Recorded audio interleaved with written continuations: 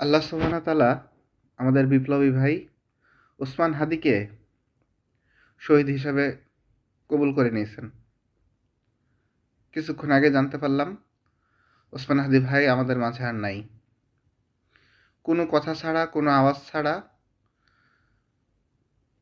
এখন একটাই দাবি, ওসমান হাদি ভাইকে অবশ্যই জাতীয় সংসদ প্রাঙ্গণের এমন এক জায়গাতে সমাহিত করতে হবে যেন আগামীতে যে দলই সরকার গঠন করে তারা যেন সংসদে ঢোকার পথে একবার হলেও ওসমান হাদি ভাইয়ের কবরের দিকে তাদের যেন চোখটা পড়ে।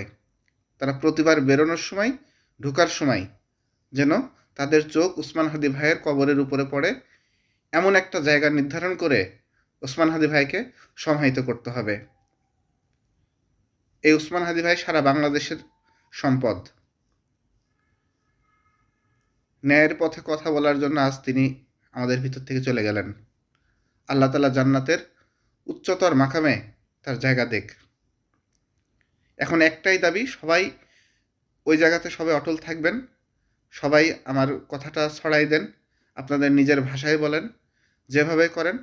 ওনার কবরটা যেন জাতীয় সংসদের এমন একটা গুরুত্বপূর্ণ জায়গায় হয়, আবারও বলছি এমন একটা গুরুত্বপূর্ণ জায়গায় হয় যেন আগামীতে এই সংসদে যারা পা দিবে তারা যেন অবশ্যই ঢোকার পথে যেন তার কবরটা চোখে বাঁধে, ওসমান হাদির কবরটা যেন তাদের চোখে বাঁধে। এবং মনে হয় এদেশে রাজনীতি করতে হলে ওসমান হাদির মুখ দেখেই রাজনীতি করতে হবে। প্লিজ আপনারা ভিডিওটা ছড়াই দেন, অথবা আপনারা আপনাদের নিজের কণ্ঠে